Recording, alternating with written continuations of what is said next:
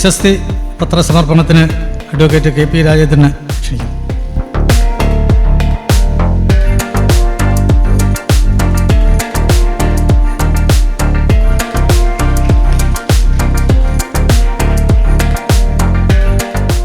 ബഹുമാനപ്പെട്ട അധ്യക്ഷൻ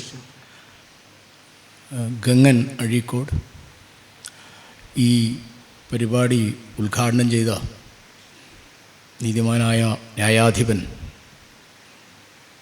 ശ്രീ മുസ്തഫ കമാൽ പാഷ, ഇവിടെ മംഗളപത്ര സമർപ്പണം നടത്തിയ എൻ്റെ സുഹൃത്തും മുൻ മന്ത്രിയുമായ ശ്രീ രാജേന്ദ്രൻ, ഏറെ പ്രിയങ്കരിയായ പാർവതി ചേച്ചി, ഇവിടെ എന്നെ പരിചയപ്പെടുത്തിയ ഇരിങ്ങൽ കൃഷ്ണൻ, വേദിയിലും സദസ്സിലുമുള്ള സുഹൃത്തുക്കളെ, ഞാൻ സത്യത്തിൽ വളരെ കഷ്ടപ്പാടിലാണ്. കാരണം വെച്ചാൽ കുട്ടികൃഷ്ണന്മാർ ഒരിക്കൽ പറയുന്നുണ്ട്, ആരെങ്കിലും നമ്മളോട് വല്ല എതിരും പറഞ്ഞാൽ തല ഉയർത്തിപ്പിടിച്ചെന്ന് മറുപടി പറയാം. നമുക്ക് വല്ല ആനുകൂല്യം ചെയ്താൽ മുതുക് വളച്ച് സ്വീകരിക്കല്ലാതെ വേറെ ഒരു നിവൃത്തിയുമില്ല. പവനൻ്റെ പേരിലുള്ള ഒരു പുരസ്കാരം, അതും ന്യായാധിപൻ കമാൽ പാഷയിൽ നിന്ന് സ്വീകരിക്കുക, ഇതൊക്കെ കൃത്യമായിട്ട് പറഞ്ഞാൽ ഞാൻ അർഹിക്കുന്നതിലും ഇത്തിരി കൂടിയ ഒരു ബഹുമതിയാണ്. ഞാനത് ശിരസ് നമിച്ച് സ്വീകരിക്കുന്നു. അതിൻ്റെ ഉത്തരവാദിത്വം എത്ര കനത്തതാണ് എന്ന് ഞാൻ ഈ സമയത്ത് തിരിച്ചറിയുന്നു. നിങ്ങളുടെ സ്നേഹവും പരിഗണനയും ഞാൻ പൂർണ്ണമായും സ്വീകരിച്ചു. ഇതിൻ്റെ കൂടെ തന്ന ഈ കവറ് പവനൻ സ്മാരക സമിതിക്ക് എൻ്റെ സംഭാവനയായിട്ട് സ്വീകരിക്കണം. ഞാനത് ബഹുമാനപ്പെട്ട അധ്യക്ഷനോട് ഏറ്റുവാങ്ങാൻ അപേക്ഷിക്കുകയാണ്.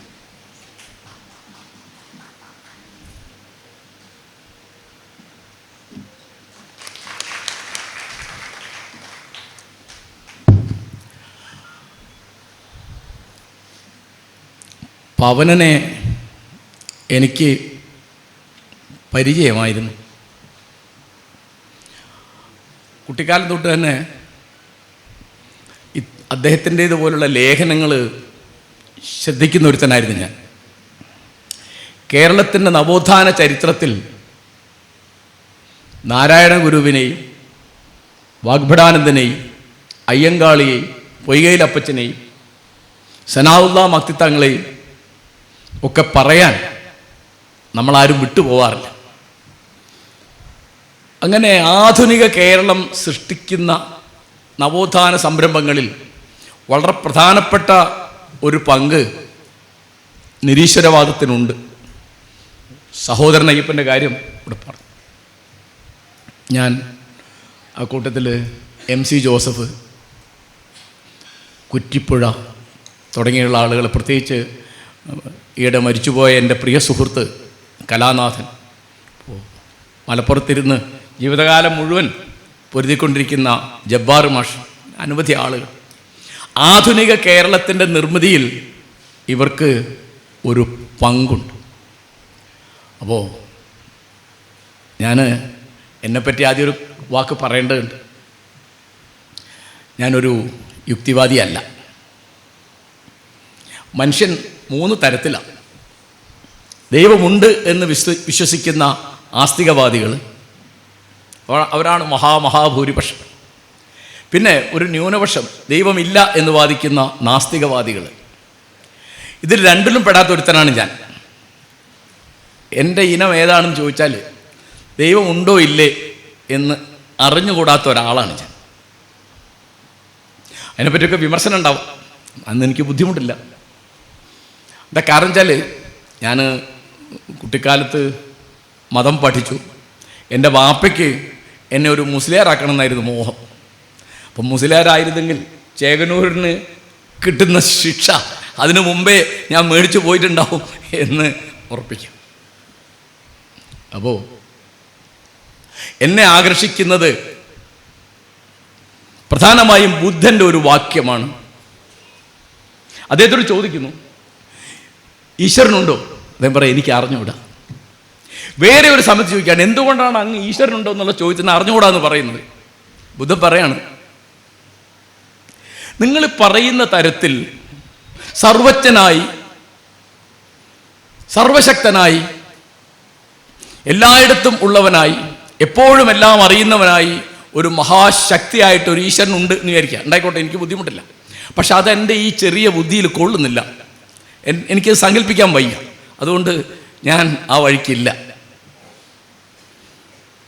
അദ്ദേഹം ഒരിക്കൽ പറഞ്ഞത്, എൻ്റെ ആധി ദൈവത്തിൻ്റെ നിഗൂഢതയെ പറ്റിയല്ല, മനുഷ്യൻ്റെ ദുരിതങ്ങളെ പറ്റിയാണ്. I am not worried about the mystery of God, I am worried about the misery of man. ഇതൊക്കെ വായിച്ചപ്പോൾ എനിക്ക് വലിയ ആശ്വാസമായി. എന്താ കാരണം? ദൈവത്തെ കൊണ്ട് എനിക്കൊരാവശ്യമില്ല, പിന്നെ ദൈവത്തിന് എന്നെ കൊണ്ട് ആവശ്യം ഉണ്ടാവില്ല, ദൈവമല്ലേ. അപ്പോൾ അവിടെ ഇരുന്നോട്ടെ. അപ്പോൾ എനിക്ക് വേറെ ഒരുപാട് കാര്യങ്ങൾ ആലോചിക്കാനും ചർച്ച ചെയ്യാനും തർക്കിക്കാനും ലഹള കൂടാനും ഒക്കെ ഉണ്ട്. അപ്പോൾ ഇതിൻ്റെ ലഹളയ്ക്കൊന്നും ഞാനില്ല. ഇത് എത്രയോ കാലം ഞാൻ ആലോചിച്ചു, ഞാൻ പുസ്തകങ്ങൾ വായിച്ചു, അങ്ങനെ. അപ്പോൾ ഒരു അജ്ഞേയതാവാദിയായ, അഗ്നോസ്റ്റിക്കായ, സെക്കുലർവാദിയായ ഒരുത്തനാണ് ഞാൻ. അപ്പോൾ എനിക്ക് ജോലി ചെയ്യാവുന്നത് യുക്തിവാദികളുടെ കൂടെയാണ്. അതാണ് എൻ്റെ പ്രശ്നം. ഇപ്പോൾ ഒരു ഉദാഹരണം ഞാൻ പറഞ്ഞാൽ, ചേകനൂർ മൗലവിയെ 93 ജൂലൈ 29 തട്ടിക്കൊണ്ടുപോയി കൊന്നു. ഇതിനെതിരായിട്ട്, അപ്പോൾ എനിക്കന്ന് അദ്ദേഹം എൻ്റെ സുഹൃത്തായിരുന്നു, ഞാൻ അദ്ദേഹത്തിന് അനുയായിയായിരുന്നില്ല. കാരണം എനിക്ക് മതമില്ലാത്ത, അദ്ദേഹത്തിന് മതപരിഷ്കർത്താവാണ്. അപ്പം ഞാൻ ഈ മതമില്ലാത്തൊരുത്തനാണ്. അതുകൊണ്ട് മൗലവി ഞാൻ തമ്മിലുള്ള വ്യക്തിബന്ധം മാത്രമേ. ഒരു 2-3 ആഴ്ച കഴിഞ്ഞപ്പോൾ എനിക്ക് പെട്ടെന്നൊരു കിടിലം തോന്നി, അദ്ദേഹത്തെ കൊന്നുപോയിട്ടുണ്ടാവും. അങ്ങനെ ഞാൻ ഒരിക്കൽ ചെയ്തത് 100 കത്തയക്കുകയാണ്. കാർഡിലാണ് എഴുതിയത്. ഒന്നാമത്തെ കത്ത് EMS-നായിരുന്നു, രണ്ടാമത്തത് VS-നായിരുന്നു, മൂന്നാമത്തത് ET ബഷീറിനായിരുന്നു. 100 കത്ത്. 2 പേര് മറുപടി അയച്ചു. ആദ്യം മറുപടി അയച്ചത് EMS, രണ്ടാമത് മറുപടി അയച്ചത് ET. EMS എഴുതി, പ്രിയപ്പെട്ട കാരശ്ശേരി, ഞങ്ങളൊരു ചെറിയ പരിചയമുള്ള വകയിലാട്ടോ, അല്ലെങ്കിൽ അദ്ദേഹം അങ്ങനെയാണ് എഴുതുക. കത്ത് കിട്ടി, മൗലവിയുടെ കാര്യം ഞാൻ മുഖ്യമന്ത്രിയോട് പറഞ്ഞിട്ടുണ്ടെന്ന്. ആരാ മുഖ്യമന്ത്രി? അന്ന് കരുണാകരനാണ് മുഖ്യമന്ത്രി. ET പിന്നെ കുട്ടിക്കാലത്ത് എനിക്ക് പരിചയമുള്ള ആളായതുകൊണ്ട് ഒരു നീണ്ട കത്തയച്ചു. ഇദ്ദേഹത്തിൻ്റെ 1-ാം ചരമവാർഷിക ദിനത്തിൽ കോഴിക്കോട് ടൗൺ ഹാളിൽ പ്രസംഗിക്കുന്ന ഒരാൾ പവന. ഞാൻ ശരിക്കും അമ്പരന്നു. കാരണം അന്ന് അദ്ദേഹത്തിന് യാത്ര ചെയ്യാനൊക്കെ വളരെ ബുദ്ധിമുട്ടാണ്. അന്ന് ഇരുന്നിട്ടാണ് സംസാരിച്ചത്. അപ്പോൾ അത് കഴിഞ്ഞ് പിന്നെ ഞാൻ കൊണ്ട് അവസാനം കൃഷ്ണനായർ മാഷോട് ഇരിക്കുന്നുണ്ട്. ഞാൻ ഒരു ദിവസം ഇവിടെ ബസ് ഇറങ്ങി പതിവ് പോലെ കൃഷ്ണനായർ മാഷത്തേക്ക് പോവാണ്. അപ്പോൾ മാഷ് എന്നോട് പറഞ്ഞു, എടോ പവനൻ്റെ 80-ാം ജന്മദിനാണ്, ഞാൻ അവിടേക്ക് പോവാണ്, തനിക്ക് വിരോധമല്ലേ വരാം? ഞാൻ പറയും, എന്താ മാഷെ സന്തോഷമല്ലേ? അപ്പോൾ ജവഹർ ഭവനിൽ അവർ ചേച്ചിക്ക് ഓർമ്മയുണ്ടാവും. അങ്ങനെയാണ് ഞങ്ങൾ അവസാനം കണ്ടത്. അന്ന് അദ്ദേഹത്തിന് നല്ല ഓർമ്മയും കഥ ഇല്ലാത്തൊരു സ്ഥിതിയായി എന്ന് എനിക്ക് തോന്നുന്നു. ഞാൻ അദ്ദേഹത്തിൻ്റെ ലേഖനങ്ങൾ ധാരാളം വായിച്ചിട്ടുണ്ട്, പ്രസംഗങ്ങൾ കേട്ടിട്ടുണ്ട്. പിന്നെ അദ്ദേഹം ഇത്തരം സമരങ്ങൾക്ക് വേണ്ടി അടികൊണ്ട് ഓടിയ രംഗമൊക്കെ എനിക്ക് ഓർമ്മയുണ്ട്. അപ്പോൾ യുക്തിവാദ പ്രവർത്തനം എന്ന് പറയുന്നത് കൃത്യമായ ജനാധിപത്യ പ്രവർത്തനമാണ് എന്ന് വിശ്വസിക്കുന്ന ഒരാളാണ് ഞാൻ. എന്താണ് കാരണം വെച്ചാൽ, യുക്തിയില്ലാതെ ജനാധിപത്യത്തിൽ നിൽക്കാൻ പറ്റില്ല. സാമാന്യമായി നമ്മുടെ നാട്ടിൽ പുലരുന്നത് ഭക്തിയാണ്, അതിൻ്റെ വിപരീതം നമ്മുടെ നാട്ടിൽ യുക്തിയാണ്. ശരിക്കും അങ്ങനെയല്ല വേണ്ടത്. സെക്കുലറിസം എന്നുള്ള വാക്ക് 1951 ജോർജ് ഹൈലോക്ക് എന്ന് പറയുന്ന ബ്രിട്ടീഷ് ചിന്തകൻ ആ വാക്കിന് രൂപം കൊടുക്കുന്നു. ആ വാക്കിന് രാഷ്ട്രീയ രംഗത്തെ എതിർപദം, വിപരീത പദം എന്ന് പറയുന്നത് സേക്രഡ് എന്ന്. സേക്രഡ്, വിശുദ്ധം. ചിലത് വിശുദ്ധമാണ് എന്നതാണല്ലോ ഭക്തി എന്ന് പറയുന്നത്.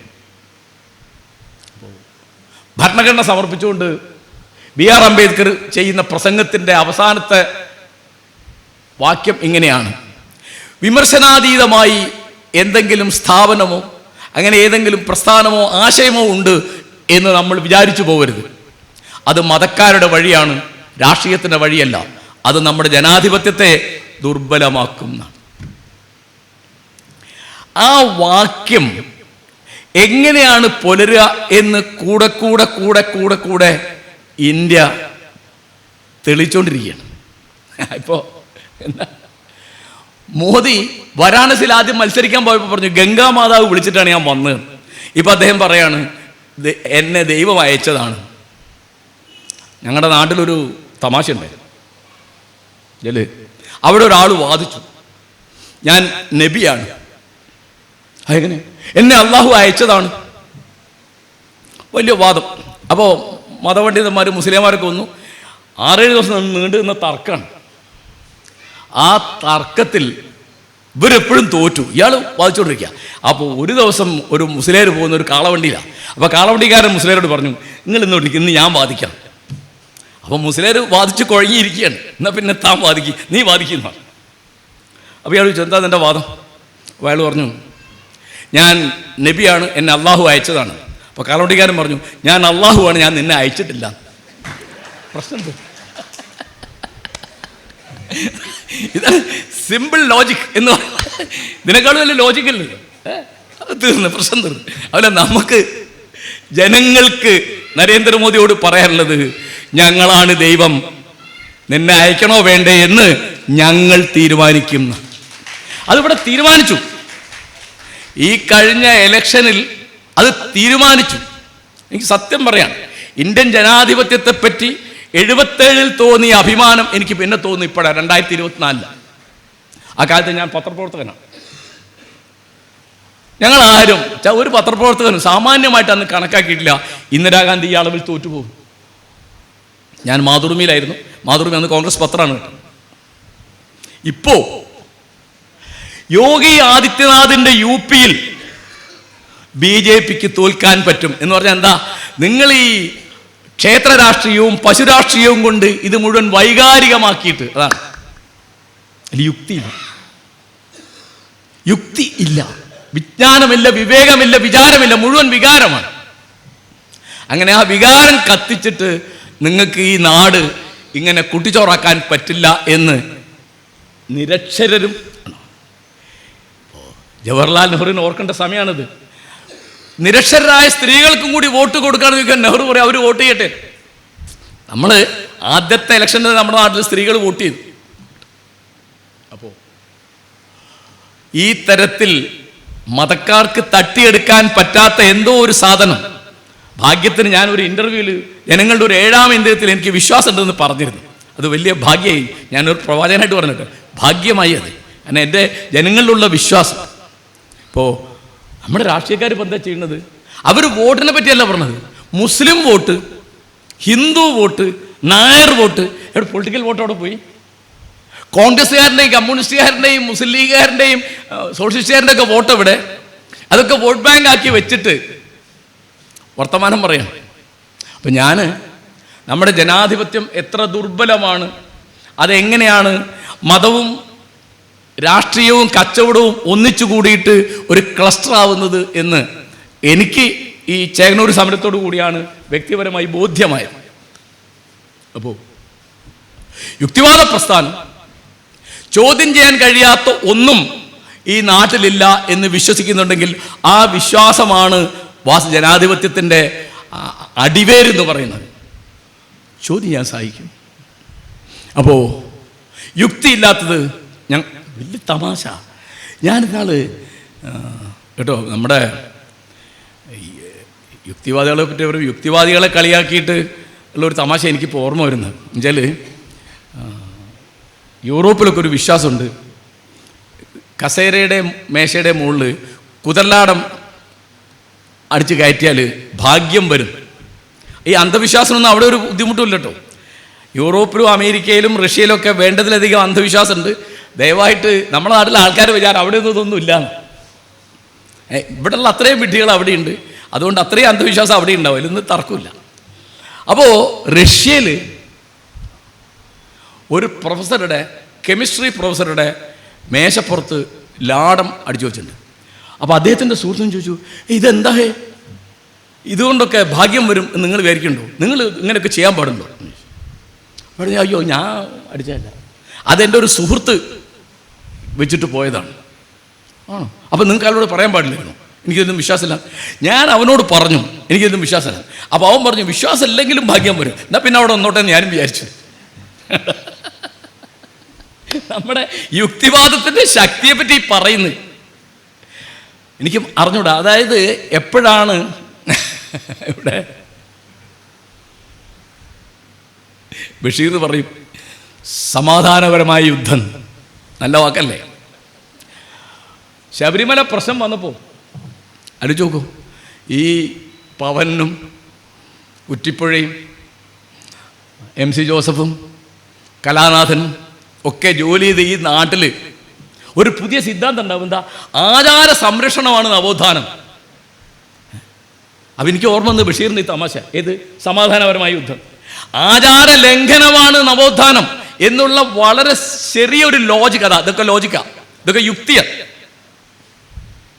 അപ്പം ഞാൻ അന്ന് എന്താ തമാശ, സുപ്രീം കോടതി പറയാണ് എന്ത്, ഭരണഘടന അനുശാസിക്കുന്ന തുല്യതയ്ക്കുള്ള അവകാശം, സ്ത്രീ പുരുഷ സമത്വം എന്നൊക്കെ ഉള്ളത് ഉയർത്തിപ്പിടിക്കേണ്ട ഉത്തരവാദിത്വം ഈ കോടതിക്കുണ്ട്. അതുകൊണ്ട് പ്രായവ്യത്യാസം നോക്കാതെ സ്ത്രീകൾ ശബരിമലയിൽ പ്രവേശിക്കാൻ അവർക്ക് അനുവാദം നൽകേണ്ടതാണ്.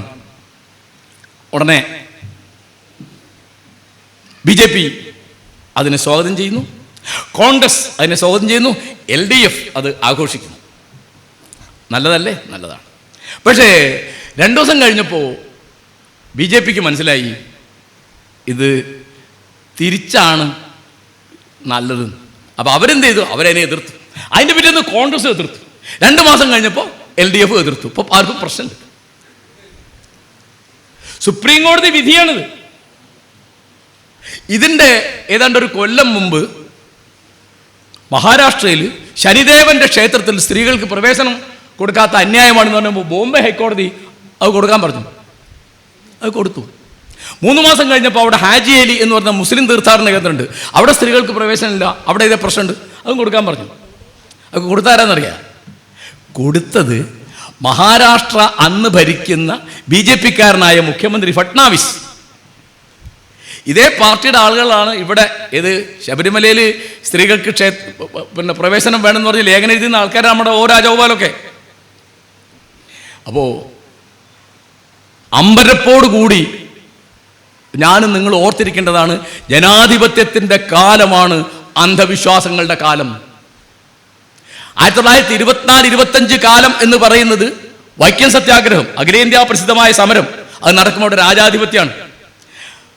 പിന്നെ 1931 ഗുരുവായൂർ സത്യാഗ്രഹം, ഇവിടെ രാജാധിപത്യമാണ്. ബ്രിട്ടീഷുകാർ പോയി, രാജാക്കന്മാർ പോയി, പിന്നെന്ത് വേണം? പിന്നെ നമുക്ക് നവോത്ഥാനം വേണ്ട, തീർന്നല്ല. അപ്പോൾ യുക്തിവാദികളെ ആർക്കും വേണ്ട. പവൻ എന്തുകൊണ്ടാണ് അവഗണിക്കപ്പെടുന്നത്? ഇത് കൈകൊള്ളുന്ന ഏർപ്പാടാണെന്ന് യുക്തിവാദം എന്ന് പറഞ്ഞാൽ. കാരണം ആലോചിച്ച് നോക്കൂ, ചേകനൂർ മൗലവിക്ക് എന്തു പറ്റി എന്ന് കേരള നിയമസഭയിൽ ഒരാളും ഒരിക്കലും സ്പീക്കറോട് ചോദിച്ചിട്ടില്ല. 17 കൊല്ലം ഞങ്ങൾ സമരം നടത്തി. ഏതെങ്കിലും ഒരു മെമ്പർ ഏതെങ്കിലും പ്രതിപക്ഷ ഭാഗത്തോ ഭരണപക്ഷ ഭാഗത്തോ വന്നിട്ട് സർ എന്താണ് ഈ കേൾക്കുന്നത്? 25 കൊല്ലം പത്രം നടത്തിയ 18 പുസ്തകങ്ങൾ എഴുതിയ പണ്ഡിതനായ പരിഷ്കർത്താവായ ഒരാളെ കാണാനില്ല എന്ന് പറയുന്നു. അത് ആ മന്ത്രിയോട്, ആഭ്യന്തരമന്ത്രിയോട് അല്ല മുഖ്യമന്ത്രിയോട് വിശദീകരിക്കാൻ പറയൂ എന്ന് പറയണ്ടേ? പറഞ്ഞിട്ടില്ല. ഇനി പറയോ? ഇനിയും പറയില്ല, ഇനിയും പറയില്ല. ചില മീറ്റിങ്ങിലൊക്കെ ചില നേതാക്കന്മാരൊക്കെ വന്നിരുന്നിട്ടു, ഞാനൊന്നില്ല എന്ന് പറയും. അപ്പോൾ പവനൻ ഒരു പോരാളിയായിരുന്നു ജീവിതത്തിലുടനീളം. അപ്പോൾ പ്രായം അദ്ദേഹത്തെ ബാധിച്ചില്ല. നമ്മുടെ യുക്തിവാദികൾക്ക് പ്രധാനമായിട്ട് വരുന്നൊരു കാര്യം എന്താണ്? ഒരു 60-65 ആകുമ്പോൾ പെൻഷൻ ഭക്തി എന്നൊരു പരിപാടിയുണ്ട്. എന്ന് വെച്ചാൽ പെൻഷൻ പറ്റിയാൽ പിന്നെ വേറെ പണിയൊന്നുമില്ലല്ലോ. അപ്പം മുസ്ലിങ്ങളാണ് 5 നേരം നിസ്കരിക്കുക. നല്ല പണിയാണ് അത്, വേറെ പണിക്കൊന്നും നേരം ഉണ്ടാവില്ല. 5 നേരം നിസ്കരിക്കുക. അത് എന്നോട് ഒരുത്തം പറഞ്ഞു, ഞാൻ പറഞ്ഞു ഈ 5 നേരം നിസ്കരിച്ചിട്ട് ഒരു സ്വർഗം ഉണ്ട്, എനിക്ക് വേണ്ടെന്ന് പറഞ്ഞു. ഞാൻ അത്ര വലിയ പണിയായി, ആ സ്വർഗം വേണ്ടാന്ന് വയ്ക്കാൻ ഭേദം. അപ്പോൾ KT മുഹമ്മദ് 13-ാമത്തെ വയസ്സിൽ നിരീശ്വരവാദിയാണ്, നിർമ്മതവാദിയാണ് എന്ന് പ്രഖ്യാപിച്ച രംഗത്ത് വന്ന് നമുക്കെല്ലാവർക്കും അറിയുന്ന മാതിരി നാടകങ്ങളും സിനിമകളൊക്കെ ഉണ്ടാക്കിയാണ്. ഞങ്ങൾ വളരെ അടുപ്പായിരുന്നു. അവസാന കാലത്ത് ഞാൻ ചോദിച്ചു, എല്ലാ തിരക്കും ആരുമില്ല ഒന്നുമില്ല. അപ്പം ഞാൻ ചോദിച്ചു, KT ദൈവത്തെപ്പറ്റിയോ മതത്തെപ്പറ്റിയോ ഇപ്പോൾ മാറി വല്ലതും ആലോചിക്കുന്നുണ്ടോന്ന്. അവനോട് ചോദിച്ചു, നീ എന്താ വിചാരിച്ചത്? KT മുഹമ്മദ് ഒന്നേ ഉള്ളൂ, ഏത് പ്രായത്തിൽ അവൻ ഒന്നേ ഉള്ളൂ. ദൈവമില്ല എന്നവന് ബോധ്യമുണ്ട്. അത് എന്നേക്കും ഉള്ളതാണെന്ന് വെറുതെ പറഞ്ഞതല്ല. അത് വാർദ്ധക്യം വരുമ്പോൾ, അസുഖം വരുമ്പോൾ, ദാരിദ്ര്യം വരുമ്പോൾ, ആളില്ലാതെ ആകുമ്പോൾ മാറാനുള്ളതല്ല എന്ന് KT പറയും. അങ്ങനെ നമ്മുടെ നാട്ടിൽ പല ആളുകളും, ഞാൻ അവരെ കുറ്റമായിട്ട് പറഞ്ഞല്ല, അവരുടെ ഒരു വാർദ്ധക്യത്തിൻ്റെ അവശതയിലും നിസ്സഹായതയിലും ഒക്കെ പലരും, എനിക്ക് ഓർക്കാനുള്ള പ്രധാനപ്പെട്ട ഒരാൾ കുട്ടികൃഷ്ണമാരാണ്. അദ്ദേഹത്തിൻ്റെ പുസ്തകങ്ങൾ വായിച്ചിട്ടാണ്, പ്രത്യേകിച്ച് ഭാരതപരൻ തുടങ്ങിയുള്ള പുസ്തകങ്ങൾ വായിച്ചിട്ടാണ്, അദ്ദേഹത്തിൻ്റെ ലേഖനങ്ങൾ വായിച്ചിട്ടാണ് വളരെ പ്രധാനപ്പെട്ട ഒരു സാധനമാണ് യുക്തി എന്ന് എനിക്ക് മനസ്സിലായത്. അപ്പോൾ ഒരു 15 വയസ്സ് കഴിയുമ്പോൾ അദ്ദേഹം പിന്നെ ഭക്തിയുടെ മാർഗത്തിലേക്ക് പോവുകയാണ്. അദ്ദേഹം നേരത്തെ എഴുതിയ ലേഖനങ്ങൾ, വാൽമീകിയുടെ രാമൻ, ചിരഞ്ജീവി വിഭീഷൺ തുടങ്ങിയുള്ള അതിപ്രസിദ്ധമായ ലേഖനങ്ങളൊക്കെ അദ്ദേഹം തള്ളിപ്പറയും. അദ്ദേഹത്തിൻ്റെ ആരാധകനായ PK ബാലകൃഷ്ണൻ പറയും പോലെ ആ തള്ളിപ്പറച്ചിലൊക്കെ പഴയ ലേഖനത്തിന് ശക്തി കൂട്ടിയിട്ടേ ഉള്ളൂ എന്ന് എനിക്ക് തോന്നുന്നു. അതുകൊണ്ട് നിങ്ങൾ എന്നോട് കാണിച്ച ഈ സ്നേഹത്തിനും പരിഗണനയ്ക്കും ഞാൻ നന്ദി പറയുന്നു. അതൊക്കെ മുഴുവൻ ഞാൻ അർഹിക്കുന്നതാണെന്ന് വെച്ചിട്ടല്ല ഞാൻ അതൊക്കെ കേട്ടുകൊണ്ടിരിക്കുന്നത്. ഞാൻ എങ്ങനെയൊക്കെ ആവണം എന്ന് ഇവർക്കൊക്കെ അഭിപ്രായമുണ്ട് എന്നുള്ള നിലയ്ക്ക് അത് ഒരു ഉപദേശമായിട്ട് ഞാൻ അതെടുക്കുകയാണ്. തീർച്ചയായിട്ടും അത് വളരെ വലിയ ഉത്തരവാദിത്തമാണ്. എന്താ കാരണം വെച്ചാൽ ഒരു ദൗത്യമായിട്ട് ഇത് ഏറ്റെടുക്കേണ്ട ഒന്നാണ് ഈ തരത്തിലുള്ള. അതായത് ഇപ്പോൾ എന്താണ് സംഗതി, വളരെ ലളിതമായിട്ട് ഞാൻ പറയാം. അപ്പോൾ മതേതരത്വത്തിൻ്റെ ഒരു പണി മതപൗരോഹിത്യത്തെ എതിർക്കലാണ്. ഒരു സംശയം വേണ്ട. ഒരു മതരഹിത സമൂഹം ഉണ്ടായാൽ മാത്രമേ മതേതരത്വം നടപ്പാവൂ എന്ന് വിചാരിക്കുന്ന യുക്തിവാദികളെ ഞാൻ കണ്ടിട്ടുണ്ട്. ഞാൻ അവരോട് പറഞ്ഞിട്ടുണ്ട്, മതരഹിത സമൂഹവും മതേതര സമൂഹവും രണ്ടാണ്. 1948 അൽബേനിയയിൽ അൻവർ ഹോസ്റ്റ അധികാരത്തിൽ വരും. ആരോ അൻവർ ഹോസ്റ്റ കമ്മ്യൂണിസ്റ്റുകാരൻ. അദ്ദേഹം തെരഞ്ഞെടുപ്പിലൂടെ അൽബേനിയയിൽ അധികാരത്തിൽ വരും. അപ്പം നമ്മൾ വിചാരിക്കും തെരഞ്ഞെടുപ്പിലൂടെ ആദ്യത്തെ അധികാരത്തിൽ വന്ന ആള് EMS അല്ലേ, 57 EMS മിനിസ്ട്രി അല്ലേ, അത് ആണ്. ഒരു വ്യത്യാസം ഉണ്ടായിരുന്നു. അൻവർ ഹോസ്റ്റയുടെ പാർട്ടിയുടെ പേര് ലേബർ പാർട്ടി എന്നായിരുന്നു, അതിന് പേര് കമ്മ്യൂണിസ്റ്റ് പാർട്ടി എന്നല്ല. അദ്ദേഹം വലിയ മതവിരുദ്ധനായിരുന്നു. അദ്ദേഹം ചെയ്ത പ്രധാനപ്പെട്ട പണി മതം നിരോധിക്കുകയാണ്. എൻ്റെ അറിവിൽ ലോകത്തൊരു രാഷ്ട്രത്തിലാണ് മതം നിരോധിച്ചത്, അത് അൽബേനിയല്ല. എന്നിട്ട് മുസ്ലിം പുരോഹിതന്മാരെ, അവിടെ അന്ന് കൂടുതലുള്ളത് ക്രിസ്ത്യാനികളാണ്, പിന്നെ രണ്ടാമത് മുസ്ലിങ്ങളാണ്, അവരൊക്കെ പാടത്തും പറമ്പിലൊക്കെ പണിക്ക് പറഞ്ഞയച്ചു. അതിന് വിസമ്മതിച്ചവരൊക്കെ അറസ്റ്റ് ചെയ്തു. ഈ ചർച്ചുകളുടെയും മസ്ജിദുകളുടെയും ഒക്കെ സ്ഥലങ്ങളൊക്കെ ഗവൺമെൻറ് പിടിച്ചെടുത്തു. ഒന്നും പറയണ്ട, 23 കൊല്ലം ആ നിരോധനം നിലനിന്നു. അദ്ദേഹം മരിച്ച് പിന്നെ 5 കൊല്ലം ആ നിരോധനം നിലനിന്നു. ആ നാട്ടിലെ ഒരാളെ നിങ്ങൾ നല്ലപോലെ അറിയും, മദർ തെരേസ, അൽബേനിയക്കാരത്തിയാണ്. മദർ തെരേസ പിന്നെ ഒരിക്കലും അവിടെ വിസിറ്റ് ചെയ്തപ്പോൾ അവരെ സ്വീകരിക്കാൻ പോയതിൽ അൻവർ ഹോസ്റ്റയുടെ ഭാര്യ ഉണ്ടായിരുന്നു എന്ന് ഞാൻ കേട്ടു. ലേബർ പാർട്ടി തന്നെ ആ നിരോധനം എടുത്തു കളഞ്ഞു. അപ്പോൾ ഇത് കൈകാര്യം ചെയ്യാൻ വളരെ ബുദ്ധിമുട്ടുള്ളൊരു കാര്യമാണ്, വളരെ ബുദ്ധിമുട്ടാണ്. അപ്പോൾ മതത്തെപ്പറ്റി ഇപ്പോൾ എനിക്ക് ഉള്ള ഒരു പ്രധാനപ്പെട്ട ആലോചന, മതത്തിൻ്റെ കൂടെ ചീത്തയായ പലതും ഉള്ള മാതിരി നല്ലതായ പലതും ഉണ്ട്. അപ്പോൾ അതിൻ്റെ സാഹിത്യം, സംഗീതം, കലാരൂപങ്ങൾ. ഇപ്പോൾ ഹിന്ദു പാരമ്പര്യത്തെ നിങ്ങൾക്ക് വിമർശിക്കാം, കഥകളി വേണ്ടാന്ന് വയ്ക്കാൻ പറ്റുമോ? ചെറിയ ഉദാഹരണം പറയണേ. അല്ലെ തുള്ളൽ, അല്ലെ മുസ്ലിം പാരമ്പര്യത്തെ വിമർശിക്കാം, മാപ്പിളപ്പാട്ട് വേണ്ടാന്ന് വയ്ക്കേണ്ട ആവശ്യമുണ്ട്, ഇല്ല ഒപ്പന വേണ്ടാന്ന് വയ്ക്കേണ്ട ആവശ്യമുണ്ട്. ഇങ്ങനെ ഒരു സംസ്കാരം മുഴുവൻ ഉണ്ടാവും. അപ്പോൾ അതിനകത്ത് മൂല്യങ്ങളെപ്പറ്റി ചർച്ച ഉണ്ടാവും, മൂല്യങ്ങളെ പറ്റിയുള്ള വലിയ ആധികൾ ഉണ്ടാവും. ആ മൂല്യങ്ങൾക്കെതിരായി അവർ തന്നെ പ്രവർത്തിക്കും. അപ്പോൾ ഇന്ത്യയിലെ പ്രധാനപ്പെട്ട ഒരു പ്രാർത്ഥന എന്താണ്? എല്ലാവർക്കും സുഖം ഭവിക്കുമാറാകട്ടെ എന്ന്. അതിൽ യാതൊരു വ്യത്യാസമില്ല. ഇത് പറയുന്ന കൂട്ടരാണ് ജാതി കണ്ടുപിടിക്കുന്നത്. കണ്ടോ, ലോകത്തിലെ ഏറ്റവും ഹീനമായ ഒരു ഏർപ്പാടിൻ്റെ പേരാ ജാതി. വേറെ ലോകത്തിൽ ഒരു ചരിത്രവും ഇത് കണ്ടുപിടിച്ചിട്ടില്ല. നമ്മളാണ് ഇതൊക്കെ കണ്ടുപിടിക്കുന്നത്. ഇപ്പോൾ സതി കണ്ടുപിടിച്ച രാജ്യത്തിൻ്റെ പേരാണ് ഇന്ത്യ.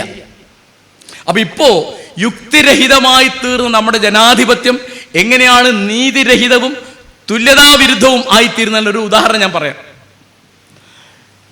BJPക്ക് അവർ അവകാശപ്പെട്ട മാതിരി 400 സീറ്റ് കിട്ടി അവർ ജയിച്ചു, അവരുടെ വലിയൊരു പാർലമെന്റ് നിലവിൽ വന്നു സങ്കല്പിക്കുക. രാജ്യസഭയിലും ലോക്സഭയിലും അവർക്ക് 2/3 ഭൂരിപക്ഷം ഉണ്ടെന്ന് സങ്കല്പിക്കുക. അപ്പോൾ അവരുടെ ഒരു MP ഒരു പ്രൈവറ്റ് ബില്ല് കൊണ്ടുവരുന്നു. എന്താ ബില്ല് പറയുന്നത്? സ്വന്തം ഇഷ്ടപ്രകാരം സതി അനുഷ്ഠിക്കാൻ താല്പര്യമുള്ള സ്ത്രീകൾക്ക് അതിന് അവകാശം കൊടുക്കേണ്ടതാണ്. ആ ബില്ല് പാസ്സാവുമോ? ആ ബില്ല് പാസ്സാവും. അവിടെയാണ് ഇന്ത്യ എത്തിയത്. അതാ ഞാൻ പറഞ്ഞു.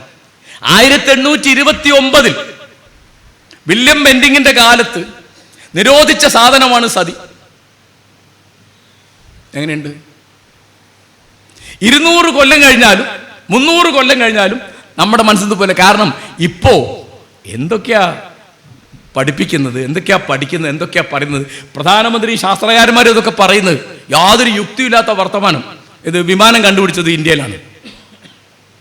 ഒക്കെ രണ്ടാമത് കണ്ടുപിടിക്കുക ഇന്ത്യയിൽ. അത് വലിയ മിടുക്ക ഇന്ത്യയിൽ. അപ്പം ടെസ്റ്റ് ട്യൂബ് ശിശു വന്നു, ഉടനെ കണ്ടുപിടിച്ചു. എന്ത്? ഒന്നാമത്തെ ടെസ്റ്റ് ട്യൂബ് ശിശുവാണ് ആര്? ദുര്യോധനൻ ആണല്ലോ. ദുര്യോധനൻ അങ്ങനെ ഉണ്ടായതാണ്. കൗരവര് 100 പേര് അങ്ങനെ ഉണ്ടായതാണ്.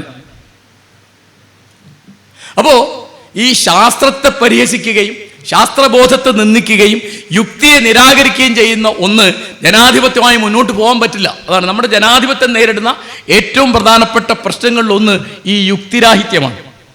കാരണം മതക്കാരെ, മതം എന്ന് പറഞ്ഞാൽ പുരോഹിതന്മാരെ കേട്ടോ, എനിക്ക് വലിയ സന്തോഷമുണ്ട്. കാരണം ഒരു പുരോഹിത വേഷധാരി, പേരും അങ്ങനെ വേഷവും അങ്ങനെ, UP-യിലിരിക്കുമ്പോഴാണ് ഈ തിരിച്ചടി വരുന്നത്. അപ്പൊ ആ വേഷം കെട്ടി വന്നാൽ, മുണ്ടന ചെയ്ത ശിരസുമായിട്ട് വന്നാൽ, യോഗി എന്ന് പറഞ്ഞാൽ പിന്നെ ജനങ്ങൾ അപ്പുറപ്പുറം ആലോചിക്കാതെ വോട്ട് ചെയ്തോളൂ എന്നുള്ള സങ്കല്പം പോവാണ്. ഈ യുക്തിവാദി സദസ്സ് കേട്ടിരിക്കേണ്ട ഒരു കഥ കൂടി പറഞ്ഞ് ഈ സംഭാഷണം അവസാനിപ്പിക്കാൻ വിചാരിക്കുക. ഗാന്ധി ഇതൊക്കെ എങ്ങനെയാണ് കൈകാര്യം ചെയ്തത്? വലിയ പ്രശ്നമാണ് ഗാന്ധി, വലിയ പ്രശ്നമാണ്. ഗാന്ധി ഇരിക്കുന്ന കാലത്ത് മിക്കപ്പോഴും ആളുകൾക്ക് അദ്ദേഹത്തെ മനസ്സിലാവുന്നില്ല. അനുയായികൾക്കും മനസ്സിലാവാൻ വിഷമാണ്, പ്രതികൂലികൾക്ക് മനസ്സിലാവാൻ വളരെ വിഷമാണ്. അപ്പം അദ്ദേഹം ഒരു പത്രപ്രവർത്തകൻ ഒരു കാര്യം കണ്ടെത്തി. ഗാന്ധി പഠിക്കുന്ന കാലത്ത് ചാൾസ് ബ്രാഡ്ലോ എന്ന് പറഞ്ഞിട്ട് ഒരു യുക്തിവാദി അവിടെ ലണ്ടനിൽ മരിച്ചിരുന്നു. അദ്ദേഹത്തിൻ്റെ ശവസംസ്കാര ചടങ്ങിൽ ഗാന്ധി പങ്കെടുത്തിട്ടുണ്ട്. അപ്പോൾ പത്രക്കാരൻ ചോദിച്ചു, ബാപ്പു ഇങ്ങനെ ഞാൻ കേട്ടത് ശരിയാണോ? ഗാന്ധി പറഞ്ഞു ശരിയാണ്. അങ്ങ് എന്തുകൊണ്ടാണ് പങ്കെടുത്തത്? അപ്പോൾ ഗാന്ധി പറഞ്ഞു, ദൈവത്തിൻ്റെ സ്ഥാനത്ത് യുക്തിയെ പ്രതിഷ്ഠിച്ച ആളാണ് അദ്ദേഹം. എങ്ങനെ? ദൈവത്തിൻ്റെ സ്ഥാനത്ത് യുക്തിയെ പ്രതിഷ്ഠിച്ച ആളാണ് അദ്ദേഹം. ഗാന്ധി പറയുന്നതും നിങ്ങൾ പറഞ്ഞു കേട്ട് എവിടെ വ്യത്യാസമുണ്ട്? കാരണം ഗാന്ധിക്ക് ദൈവം എന്ന് പറയുന്നത് സത്യമാണ്, അല്ലാതെ ഒരു രൂപമല്ല, ഒരു പ്രതിഷ്ഠയല്ല. അതേ ഒരിക്കൽ പറയുന്നുണ്ട്, നാസ്തികന്റെ നാസ്തികത്വം പോലും അവിടുന്നാണ്. അപ്പോ ഒരു വ്യക്തിയെ പറ്റിയോ ഒരു ആചാരത്തെ പറ്റിയോ ഒരു പ്രതിഷ്ഠയെ പറ്റിയോ അല്ല ഗാന്ധി സംസാരിക്കുന്നത്. ഗാന്ധി സംസാരിക്കുന്ന മൂല്യങ്ങളെ പറ്റിയാ, യുക്തിവാദികൾക്കും പറയാനുള്ള മൂല്യങ്ങളെ പറ്റിയാ അവിടെ. അപ്പോ കൃഷ്ണനെന്ന് തോന്നുന്നു ഒരു ലേഖനം ഞാൻ അയച്ചു തന്നത്, കൃഷ്ണൻ ചോദിച്ചിട്ടാണ്. അപ്പോൾ ഞാൻ പറഞ്ഞു വരുന്ന കാര്യം, ഈ മൂല്യങ്ങൾ വീണ്ടെടുക്കുക, അതാ മൂല്യം എന്ന് പറഞ്ഞാൽ ഒറ്റ വാക്ക് പറഞ്ഞാൽ നീതിയാണത്. നീതിയാണ് നമുക്ക് വേണ്ടത്, ജനാധിപത്യത്തിന് വേണ്ടത്. നീതിക്ക് വേണ്ടത് തുല്യതയാണ്. ഈ ജാതിക്കാരും മതക്കാരും എപ്പോഴും അതിനെയാണ് തള്ളിക്കളയുക. അപ്പോൾ നമ്മൾ ഇന്ന് രാമനെ പറ്റിയല്ലേ ഗാന്ധി പറയുന്നത്? അതെ. രാമനെ പറ്റിയല്ലേ BJP പറയുന്നത്? അതെ. അപ്പോൾ ഞാനത് പറഞ്ഞു, രഘുപതി രാഘവ രാജാറാം പതീത പാവന സീതാറാം എന്ന് ഗാന്ധി നിരന്തരം പാടാൻ പറയുന്നുണ്ട്. പക്ഷെ ഗാന്ധി അവിടെ നിർത്തിയില്ല. ഗാന്ധി എന്ത് ചെയ്തു? രണ്ടുപേരോട് കൂട്ടിച്ചേർത്തു. ഈശ്വർ അല്ലാ തെരേ നാം സബ്കോ സന്മതി ദേ ഭഗവൻ. ഈശ്വരൻ എന്നതും അള്ളാഹു എന്നതും നിന്റെ പേര് തന്നെ. അല്ലയോ ഭഗവൻ, നീ എല്ലാവർക്കും സദ്ബുദ്ധി പ്രദാനം ചെയ്യണമേ. 2024 ജനുവരി 22 രാമക്ഷേത്രത്തിന്റെ പ്രാണപ്രതിഷ്ഠാ ചടങ്ങിൽ ഈ രാംധുൻ എന്നു പേരായ ഈ പാട്ടുപാടി, ഈ ഭജൻ പാടി രഘുപതി രാഘവ രാജാറാം. അതിൽ ഈ രണ്ടുപേരും ഉണ്ടായിരുന്നില്ല. വ്യത്യാസം ഇതിവിടെയാണ് വ്യത്യാസം. രാമൻ എന്ന് പറയുന്നത് ഒരു ഹിന്ദുവിന്റെ ദൈവമാണ് എങ്കിൽ ഗാന്ധിക്ക് അത് ആവശ്യം വരില്ല. കാരണം രാമനും റഹീമും ഒന്നാണ് എങ്കിലേ ഗാന്ധിക്ക് വേണ്ടു. കാരണം ഗാന്ധി രാമൻ എന്ന് പറയുമ്പോൾ ഈ നാട്ടിലെ എല്ലാവരുടെയും ഈശ്വരനായ ആരാധനാമൂർത്തിയായ ഒരു ആളെ പറ്റിയാണ് സംസാരിക്കുന്നത്. അദ്ദേഹം പറഞ്ഞത് എൻ്റെ ഉള്ളിലെ രാമൻ ദശരഥപുത്രനല്ല, അയോധ്യാധിപതിയല്ല, വാൽമീകിയുടെ കഥാപാത്രമല്ല, സീതാപതിയല്ല, അത് എൻ്റെ ഉള്ളിലെ സത്യബോധത്തിൻ്റെ പേരാണ്. സത്യം എന്ന് പറഞ്ഞ വേറൊരു പേരാണ് രാമൻ. അത് തന്നെയാണ് റഹീം എന്ന് പറയും. അപ്പോൾ ഞാൻ പറയുന്നത്, ഇന്ന് ഈ ജനാധിപത്യത്തെ സംരക്ഷിക്കാനുള്ള ഏറ്റവും പ്രധാനപ്പെട്ട പണി മതപൗരോഹിത്യത്തിനെതിരായിട്ട്, മതവർഗീയതക്കെതിരായിട്ട്, ഈ മതകീയതക്കെതിരായിട്ട്, ജാതി കുശുമ്പനെതിരായിട്ട്, ഈ തരത്തിലുള്ള വിഭജനത്തിനെതിരായിട്ട് പോരാടുക എന്നുള്ളതാണ്. ആ പോരാട്ടത്തിൽ നമുക്ക് വളരെ ഊർജം തരുന്ന ഒരു പേരാണ് പവനൻ്റേത്. ഞാൻ അദ്ദേഹത്തിൻ്റെ സ്മരണയെ അഭിവാദ്യം ചെയ്യുന്നു. ഈ സഭ അനേകം സൂചനകളിലൂടെ എന്നിലേൽപ്പിച്ച ഉത്തരവാദിത്വം, ചുമതല കൊണ്ടു നടക്കാൻ എന്നെക്കൊണ്ടാവും പോലെ ഇനിയും പരിശ്രമിക്കാം എന്ന് ഞാൻ നിങ്ങളോട് ഏറ്റുപറയുന്നു. നന്ദി, നമസ്കാരം.